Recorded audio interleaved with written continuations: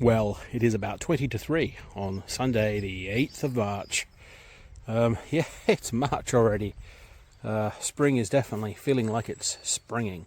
I have filmed various videos in February and then just not used them. The footage is all just sat on the NAS at home. I've not really been allocating time for dealing with editing videos. So I thought I'd do a little first weekend of March. I mean, kind of the first weekend. It was the 1st of March on Sunday a week ago. But sort of a first weekend of March plot tour. And you can see what we've done in February, even if I don't bother to edit together all that video. As you can see, what I'm pointing at right now is the Longor shallot bed. And it's pretty cool to see that every single one of those shallots has come up. I can't remember if these were purchased shallots or our own. No, these were purchased. We purchased them as seed shallots. Cleared some space over here, obviously. There was a stack of wood here and some other stuff. We've been using the wood chip out of there. And other than that, not a lot else going on in this particular area. The garlic obviously is growing. It's looking a little bit iffy. A little bit dry and brown on the tips there. I don't know if that's a problem or not. Cat put some cardboard and stuff on this bed, which is obviously currently kind of just storage for various bits of junk. We do need to sort out our various bits of junk problem at some point. So there's this big bed here, which we call the Three Sisters bed. And then there will be a similar size bed there eventually, but at the moment it's just this strip. But we're definitely going into the new year with a lot more bed space than we have had in the past. Obviously there's quite a few things planted in some of it, like the garlic will be in there through to the summer. But that's normal. Normally we have this entire front bed here full of garlic. We've got to finish this bed still, obviously, so that will be quick to do at least someday. This kale, we've not really used the kale. We're not very good at using kale.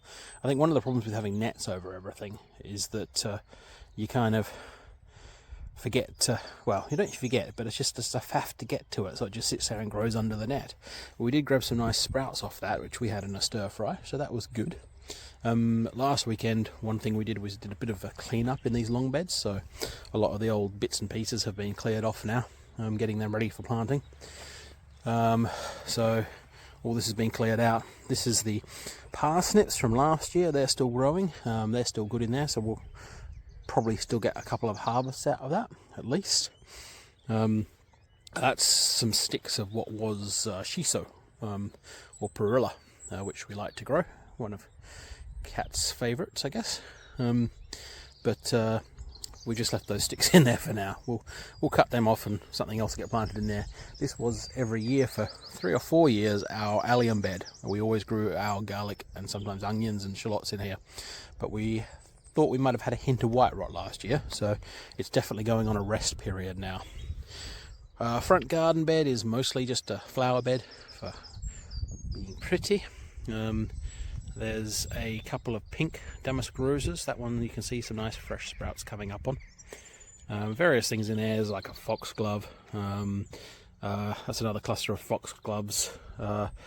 These broadleaf things at the end of my finger there are hollyhock nigra, so a black hollyhock.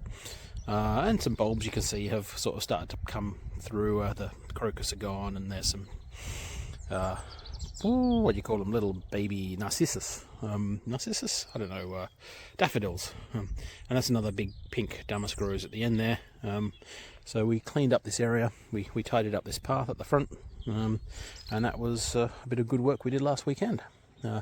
We are trying to force our rhubarb under this big thing there. That's been on there a couple of weeks and I've not looked at it recently. And this is basically garlic in front of me, more garlic, and then more garlic. So basically that's where the garlic has gone that we used to grow in the front bed. It is now distributed around various beds, and there's a lot more of it. At some point, I think it was in a previous video, we picked up a bunch of slabs. They're just sitting here for now. They were kind of like the slab arrangement around the pear tree here. The pears have been pruned down to pretty much 4 main stems each was the goal. Keeping the spurs on, obviously, because that's where the fruit's going to come from. So yep, that's going okay. some random bits in this bed. We have a pigeon problem, as you can see. So Kat put some netting over that last weekend. Maybe we'll get a few leaves out of that before we have to clear it. It's another one of those black hollyhocks right there.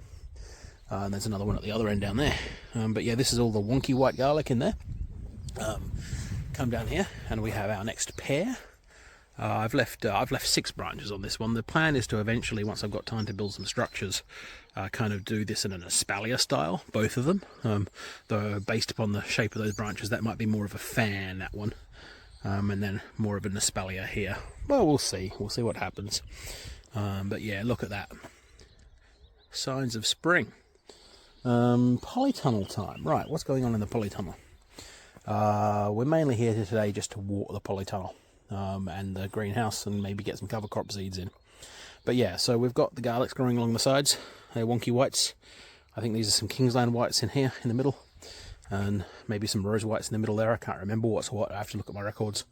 We've topped that bed with some new compost. This has 1 billion wild rocket seeds growing. That's ridiculous. This is Claytonia here. We're quite late planting out our winter crops. They didn't grow over winter. They sat in seedling trays in here and were not planted out here until, I don't know, maybe a month ago. But yeah, so we've got some frilly mustard down here, some minutina here, and something has been getting in here and eating the minutina. You can see this has all been cropped off. Not quite sure what's doing that. It looks like pigeons. Pigeons are the default things to blame for most of our woes, though we do have other critters, especially since we don't have a proper back fence right now. I don't know what Kat's doing. Kat, were you looking at filling the water? Yeah. Can you find the end for it? Because one of the ends is at home. I used it for the pressure washer. Yeah, so they've just turned the water back on the plots.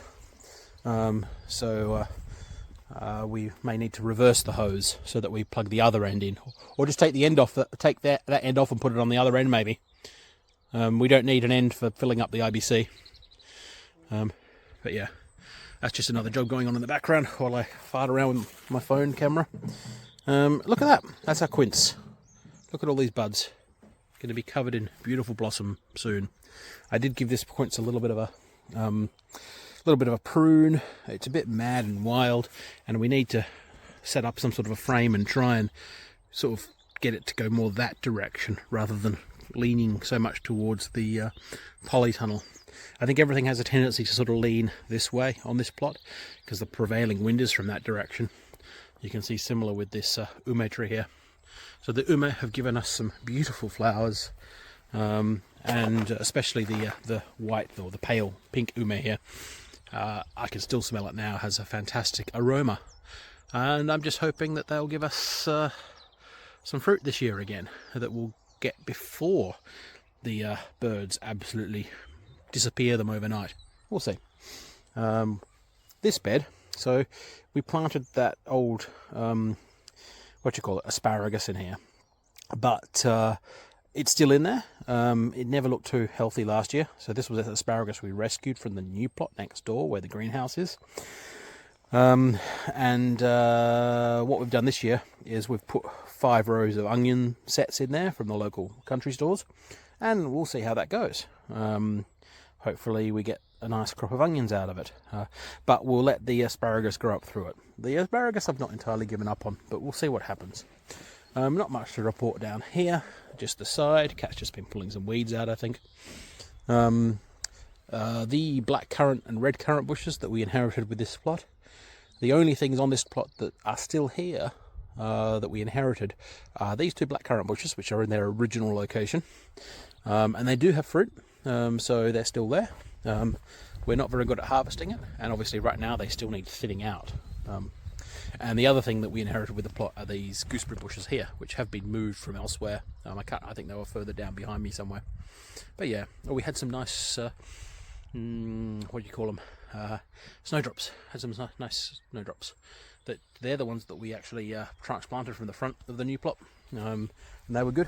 And then over here we have some that we planted last year, and well, we didn't think we were going to get any. They just didn't come up, but they came up this year, and we even had some flowers, so hopefully they will establish and become a good annual thing there. And obviously we had some crocus as well. So the little one there is the crocus, and the broadleaf one is Wallonii narcissus, I think. I can't remember. So our compost game here is, as always, a bit average, but we are sifting through some good compost from about 18 months worth of compost, I guess, was that eventually ended up in this bed, and I'm sifting it through this big frame here. And we've been spreading that on the beds, as you saw in the polytunnel. And then this is our new compost, where we have rats living, and that's a whole other problem. I'm probably only going to be able to deal with it once I've finished sieving the compost and proved it out. This whole bay will get dug out into the middle bay, which will hopefully disturb the rats, and they'll probably just set up home again, but we'll see. So the other ume over here, I can't remember the names of them. One's a Benichidori. I think this is the Benichidori with the pinker flowers. I think the paler pink flowers over the other side is the Omoi no Mama. I can't remember. Something like that. Terribly pronounced, no doubt. Again, more, not narcissus, snowdrops down there. Right, so this whole area at the back here is the primary area of future work still being required. The plan is to have a bench along there. I've mentioned all this before, of course. So a bench along there, covering this with either wood chip or a combination probably of wood chips and these pavers we got. We'll be keeping the fire pit around here somewhere generally, so this will be kind of a general work, but also sit down and chill area, the patio I sometimes call it. The IBCs will probably move this way a bit and get sunk into the ground, so that they are below, so the top one is below the gutter level of the shed there. The shed's doing fine. It's nice and dry in there since I put that polythene on the roof, but it's just a big pile of cardboard right now. It's not actually a useful space per se. There are leaves in our leaf mold Daleks that we collected up around the house. Gotta get this off. Oh, these things are always such a pain. Let's see. There we go. Anyway, how exciting. Leaves. So hopefully we'll eventually get some leaf mould. The raspberry tunnel is still here doing its thing, of course. Nothing new there. That's where I moved that wood to from up the front. So there's a stack of wood there now. The raspberry tunnel probably could do with a bit more care, but it's just going to do its thing this year. And then the greenhouse. So this is our own compost we've spread here. And then fig down the end there. We're nice to see some buds on that, and fresh buds on this grape here, which is the, what's this one? That's the Boss Coupe Glory, which means this one down here is the Cabernet Sauvignon. But I'm not seeing any buds on here yet, so I'm hoping the Cabernet is still alive. We'll see. But there's definite buds on the fig, so that's good to see.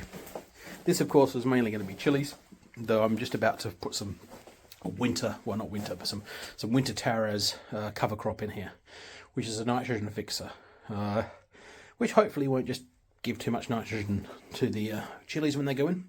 What we'll do with the cover crop is we'll let it grow up till the point that it's about to flower, and then we'll lop it off. The greens will probably either get chopped and dropped in here, or they might just get put in the compost. But the roots, of course, will be in the soil, and they have the nitrogen nodules on them, which will provide hopefully some slow release, not too strong nitrogen to the chilies. We'll see. And what else? Well, we're back around to where we came from. So this area here is back to that Three Sisters bed I was talking about a while ago, full of junk. And then we've got a strip of fruiting things in pots here, kind of stuff that we inherited with this pot that we've not planted out properly. There's some weeds, obviously, and some more weeds, but there's also some rhubarb. You can see some rhubarb down there, and some gooseberries, which we may plant into a long bed here properly eventually, which will be a fruit bed. And then there's a plum tree there, which has grown super tall again. I did trim that down to about that level. You can see where it's trimmed off, perhaps. You can see the knobbly bits. And then it shot up last year. So yeah, there's a bit of that. I may need to trim that a bit more. Right, so I think we've covered the whole plot now. Bit of tidying up has happened. Cat put new wood chip down here. We've turned these upside down for now so they just don't collect too much manky water and become a pain. And a mosquito breeding around. And Cat has been watering. Anyway, that'll do for this video. So that's a early March 2026 plot tour. And I don't know if I'll get anything done with all the footage I took in February, but I'll keep it separate from this video so I can just get this one actually published with minimal edits. I shall just get it out there, which is probably what I should do generally, just film and post. Anyway, looking at the neighbours' plots here, these guys generally don't do a lot over winter, but they get some covers out and keep things in control. We have a lot of good plot holders at the moment, so most of the plots are in pretty good state, generally speaking. We see not many people over the winter, but some come and go. We're probably one of the more regulars. But yeah, it's looking good in general as a site compared to a few years ago. There's some other people down here, down the end there, who are newer this year. They started late last year and have got one of the old plots into a pretty good shape. And yeah, there's definitely a pickup in activity in the last few weeks. We've been down here quite often and we're always the only people here, whereas lately, like today, there's 2, sometimes even 3 other cars. So that's good to see. Looking across the way, the usual sort of field. Not much going on here. It's always just grass, and every so often they give it a mow. The ditch has currently got more water than usual in it. I think there's a blockage in the ditches. There has been a lot of rain, so we're not sure whether it's pure blockage or just the rain levels. But there's a really full ditch down past those houses down there. See the houses? We think they've got one of the outflow in that direction. Must be blocked. But there's outflow in the other direction as well. I'm not sure where it goes actually. I assume it eventually goes to the main sort of drain / river through the middle of town. Well Creek it's called. But yeah. Anyway, I shall sign off. It's a pity you can't smell the flower, because it really does smell quite stunning, this ume flower. But it looks pretty good as well. Right, we'll better do a couple of things. At home we've got all the chilies growing. I did say I was going to sign off, didn't I? Maybe I'll cut to the chilies at home and we'll do a little video for that. But this is where I get myself into a hole and the videos never get processed and published. So we'll see. Okay, I'm going to press the off button. There I was saying I'm signing off. I popped into the greenhouse and planted my winter taro seeds. Well, I've spread them. I haven't planted them, really. And who should come to the door but Glitterkitten. Having some biscuits. Like the usual ravenous Glitterkitten, which means no paying attention to the camera. But yeah, we've not seen Glitterkitten for probably over a month, possibly even quite a bit longer than that. So I was a little worried. Well, there's kind of, you worry maybe the cat had an accident, who knows, or maybe you hope that its family have been looking after it, if it's got a family. It must have had a family once, given the nice collar it has. I hope it's got a home. But here we go. A bit of Glitterkitten action for a change. Glitterkitten never wants to look at the camera, of course, especially when Glitterkitten has a big bowl of food.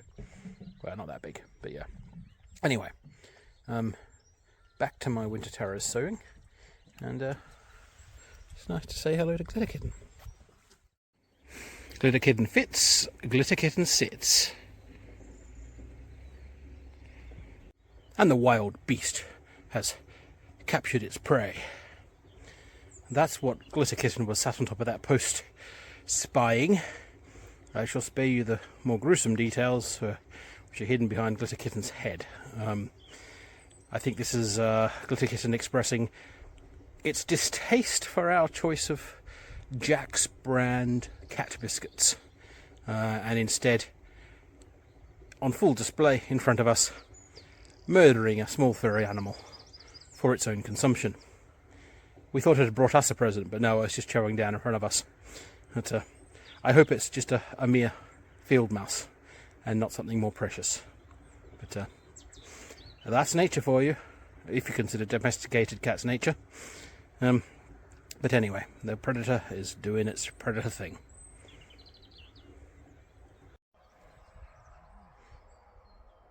Okay, just a quick wrapping up at the plot video. I have just trimmed that plum tree. I'm hoping that we get some flowers off it this year, and maybe even some fruit. I think that's what these buds are going to be. Last year it didn't flower at all, but I think that's because of the way I pruned it. I'm not sure. That's what I just pruned off. Mostly it was the tall whippy stuff. I've pruned off the very top of it to keep the height down. And we have planted some winter taros in there, and given it a water. Nothing much happening over here. But what we have done is I spaded out all the compost I've sieved from previous visits, and we have put some compost topping on here and here and here, with some more winter taros cover crop seed there. The winter taros is a nitrogen fixer, so we'll let that grow up if the mice don't eat all the seeds, and then chop that off, and then we've put a cover on there as well. No winter taros in there, that's just the garlic, but we've just given it a bit of a compost layer. But yeah, that was just our last little jobs there. Cat has been doing a bit of ground fettling back here. I did a little bit of extra trimming in the ume trees. It was just a little bit crisscrossy in there, especially this one, so I've taken out a couple of branches to open that up, and a very minor similar thing on this one, which is a bit of a weird shape, but we're kind of stuck with that, I think. But yeah, that's it. Now we're going to pack up and head off home. Cat has rescued some pretty branches to take home. Look at that. It looks like a Japanese painting, with random crap in the background. But there you go. I can smell them. Oh yeah. Oop, it's not going to focus. There we go. Okay, home time. So, I said I'd do a little video of our seed growing at home. Right now I'm pointed at a sweet potato we got a cutting of from someone, and it's still alive, which is doing pretty well for me. That's one of our ginger pots there. But here's the star of the show. This is our chili seedling collection. We have a lot of chili seedlings going on. So there's all chilies in that tray. We got a few other things over here, some capsicums, some eggplants, as well as a couple of chilies. More capsicums and eggplants over here, and more chilies as well. It's mostly chilies. We'll do our tomatoes next as far as the hot germination goes, but I've got a bunch of other stuff I need to put in as well. And this all sits on this grow light shelf here, which has some grow lights above it, which I've done videos about before, and a bit of a selfie, and then we have a fan here, just a cheap fan that blows over them and gives them a bit of air movement, to hopefully keep them strong in the stem department. That's the theory anyway. And then we have a couple of other things that I shall show you. So here in the conservatory we've also got a start on some cooler germination things, namely broad beans. Up to that stick there, you can see the stick at the back there. So that's broad beans outside, Aqua Dolce Claudia. And then this is sunflowers, which may be a bit early, but we've got a collection of 3 sunflowers my sister gave me. So we've got them growing already, with them a nice early start. We'll see how that goes. So there's other bits and pieces here in the conservatory, some citrus obviously, but mostly it's not much going on and a bit of a mess right now. And then this is where we keep the hot fridge, which is where we have various things germinating. Oh, I can see there's a germination already right at the front there, which is good to see because that's the first germination of those 2 pots, so that's good. And then we've got some seeds in some chamomile here. That's an eggplant variety from Real Seeds. They're all real seeds. Eggplant variety from Real Seeds, padron from Real Seeds, and some sort of citrus chili as well, because I really needed to buy more chilies. And yeah, we've got more to go in there. So yeah, that's where we're at. The season is in full flow. The buds are bursting. the seedlings are growing. Hopefully I'll find the time to do a good job of it this year. But signing off this video, and maybe I'll actually get this one out there. We'll see.